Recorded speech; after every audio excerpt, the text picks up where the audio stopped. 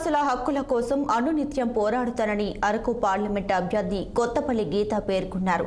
గతంలో లోక్సభలో పనిచేసిన అనుభవం ఉందని, తాను ఎంపీగా ఉన్న సమయంలో మన్యం ప్రాంతంలో 5 కోట్ల రూపాయల మేర అభివృద్ధి పనులు చేపట్టడం జరిగిందని చెప్పారు.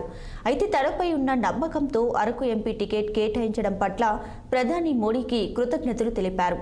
సార్వత్రిక ఎన్నికల్లో అరకు ఎంపీగా విజయం సాధించి గిరిజనుల అభ్యున్నతికి కృషి చేస్తానంటున్న కొత్తపల్లి గీతతో మా విశాఖ ప్రతినిధి Keerthi Kannababu face to face. Announce చేయగానే మీరు అన్నట్టు 100% మీరు విన్ అయినట్టుగా మీ ప్రాంతంలో చాలామంది సంబరాలు జరుపుకున్నటువంటి పరిస్థితి అయితే ఉంది. సో మీరున్నటువంటి అరకు ప్రాంతం అంతా కూడా ఏజెన్సీ ప్రాంతాలు, కట్ ఆఫ్ ప్రాంతాలు, ఏదైతే ఏఓబి ప్రాంతాలు అన్నీ ఉన్నాయి. సో అక్కడ ఉన్నటువంటి ఈ మావోయిస్టులకు సంబంధించినటువంటి ఆ విషయాలపై మీరు ఎలా ముందుకు అడుగులేయబోతున్నారు మేడం? 100% మావోయిస్టులు ఎందుకు అట్లాగా వర్క్ చేస్తున్నారంటే అక్కడ ట్రైబల్ సమస్యలు ఉన్నాయి కాబట్టి ఎక్కువ మంది అటు అట్రాక్ట్ అవ్వడం జరుగుతుంది. ఈరోజు యువతకు ఉపాధి లేకపోవడం వలన వేరు వేరు కారణాల చేత అక్కడ ఉన్న ప్రజల్ని ఎట్లాగా ఎక్స్ప్లాయిట్ చేస్తున్నారో ఆ ఎక్స్ప్లాయిటేషన్ నుంచి కాపాడడానికి ఈ అసోసియేషన్లన్నీ ఏర్పడినాయని నేను నమ్ముతాను. ఇప్పుడిప్పుడు కొంచెం తగ్గుతూ వచ్చింది ఆ ఎందుకంటే డెవలప్మెంట్ అయ్యే కొద్దీ కూడా ఆ ప్రాబల్యం తగ్గిపోతూ ఉంటుంది ఆటోమేటిక్గా. అండ్ మావోయిస్టులు ఎవరినైనా టార్గెట్ చేశారంటే ఇక్కడికి వచ్చి అక్రమ వ్యాపారాలు చేసేవాళ్ళని టార్గెట్ చేస్తారేమో, కానీ నాకైతే ఎప్పుడు అది తట్టలేదు. ఎందుకంటే నేను ఎప్పుడు మారుమూల ప్రాంతాలకు కూడా చాలా ఈజీగా తిరిగిందాన్ని, ఫ్రీగా తిరిగిందాన్ని. మావోయిస్టు మారుమూల గ్రామాలకు కూడా చాలా ఈజీగా, మొన్న కూడా ఏదో గ్రామానికి వెళ్తే పోలీసులు లేదు తొందరగా వెళ్ళిపోండి ఇక్కడి నుంచి అని చెప్పడం జరిగింది. నాకు అలాంటి భయం ఏం లేదని అక్కడే కూర్చున్నా చాలాసేపు, 2 hours గడిపాను ఆ విలేజ్లో. అంటే మనం ఇప్పటి వరకు కూడా ఆంధ్రప్రదేశ్లో కానీ నా కాన్స్టిట్యున్సీలో కానీ ఎలాంటి వ్యాపారం చేయలేదు, చెయ్యము కూడా. అండ్ అందరూ అడుగుతుంటారు అరకులో నీకు గెస్ట్ హౌస్ ఉంటే చెప్పి మేము ఉంటామని, కానీ అది కూడా కట్టలేదు మేము. అందరూ చాలా నిజం చెప్పండి మీకు నిజంగా గెస్ట్ హౌస్ లేదా అంటే నిజంగా ఏ గెస్ట్ హౌస్ లేదని చెప్పాను. ఆంధ్రప్రదేశ్లోనే మాకు ఎలాంటి వ్యాపారాలు లేవు, వ్యాపారం చేయకూడదని ఏ రోజైతే నేను రాజకీయాల్లోకి వచ్చానో ఆ రోజే ఒక నిర్ణయం తీసుకోవడం జరిగింది, ఎలాంటి వ్యాపారాలు ఆంధ్రప్రదేశ్లో చేయకూడదని. అదే మాట సిద్ధాంతానికి కట్టుబడి ఆంధ్రప్రదేశ్లో ఎలాంటి వ్యాపారాలు మాకు లేవు.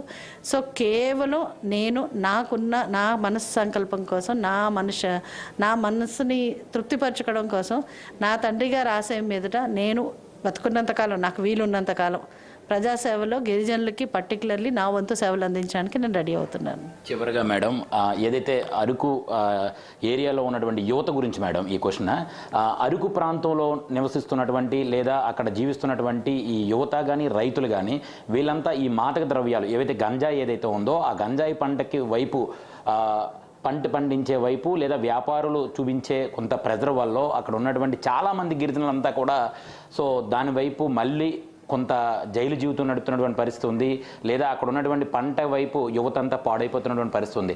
సో ఆ యువతకి మీరు ఏం చెప్పబోతున్నారు, లేదా ఆ యువతకి మీరు ఎలాంటి స్థానాన్ని చూపించే ప్రయత్నం చేయబోతున్నారు మేడం? చాలా మంచి ప్రశ్న అండి. ఈ ప్రశ్న ఇప్పటివరకు ఎవరు అడగలేదు నన్ను.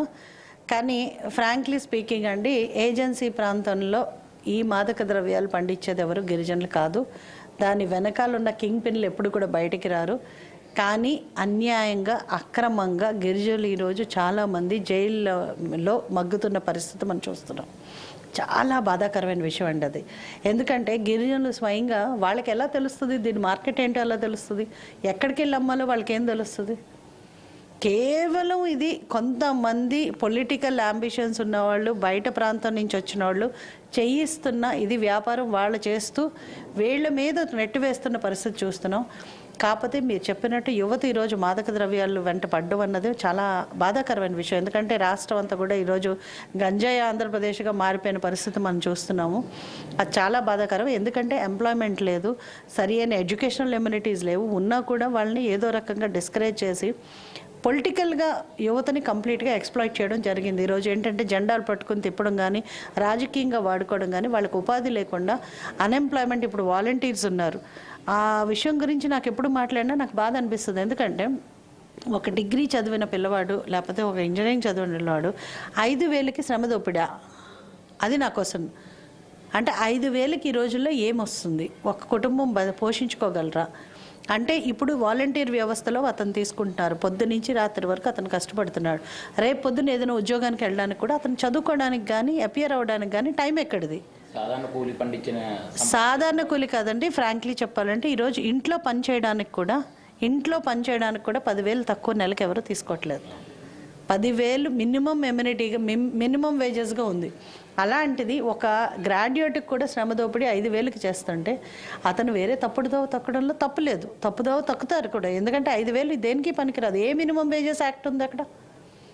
మినిమం వేజెస్ యాక్ట్ అంగన్వాడీస్కి లేదు, ఆశా వర్కర్స్కి లేదు, వాలంటీర్స్కి లేదు. ప్రభుత్వం వీళ్ళందరి శ్రమ దోచుకుంటుంది.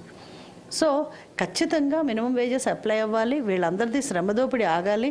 అండ్ ఒక మంచి పద్ధతిలో నడవాలంటే ఉపాధి కల్పన జరగాలి, ఇండస్ట్రీస్ రావాలి, యువతని కంప్లీట్గా మనం యాక్టివిటీస్లో, అంటే మా ఏరియాలో చాలామంది బలవంతులు ఉంటారు, వాళ్ళు అథ్లెట్స్లో మంచి అథ్లెట్స్ ఉంటారు, వాళ్ళకి స్పోర్ట్స్లో మనకి ఎమ్యూనిటీస్ కల్పించాలి, ప్లే గ్రౌండ్స్ డెవలప్ చేయాలి, వాళ్ళని ఎంకరేజ్ చేయాలి. క్రికెట్ చాలామంది మంచి ప్లేయర్స్ ఉన్నారు, వాలీబాల్ ప్లేయర్స్ ఉన్నారు.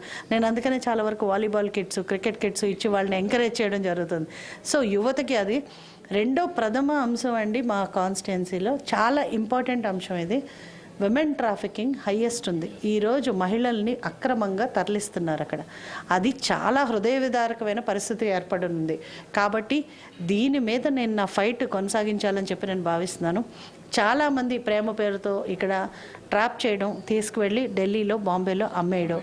ఎంతోమంది గిరిజన యువతులు ఈరోజు చాలా దయనీయమైన పరిస్థితులు ఉన్నారు. దాని మీద కూడా నా వాయిస్ రైజ్ చేద్దామని చెప్పి నేను వాయిస్ రైజ్ చేయడమే కాదు, ఫైట్ చేసి ఇలాంటి వాళ్ళకి న్యాయం జరిగేటట్టు చూడవలసిన బాధ్యత నా పట్ల ఉంది, నేను తీసుకుంటాను. అయితే చూడొచ్చు, ఏదైతే గిరిజన సమస్యలు ఏవైతే ఉన్నాయో చాలా ప్రధానంగా అక్కడ ఉన్నటువంటి హాస్పిటల్స్ లేదా రహదారులు, ఈ డోలి మోతలకు సంబంధించి లేదా యువత గంజాయి పెడిదోవన పడకుండా ఉండేందుకు అన్ని రకాల ఏర్పాట్లు చేస్తాను. ఖచ్చితంగా ఈసారి నన్ను మళ్ళీ మరొకసారి ఎంపీగా అరకు నియోజకవర్గంలో గెలిపిస్తే కనుక ఖచ్చితంగా నేనన్నటువంటి ఏవైతే మాటిస్తున్నానో అవన్నీ కూడా సక్రమంగా నెరవేరే దిశగా నేను అడుగులు వేస్తానంటున్నటువంటి పరిస్థితి ఈరోజు చాలా స్పష్టంగా కనబడుతుంది. కెమెరామెన్ భరత్తో కన్నబాబు, విశాఖపట్నం నుంచి.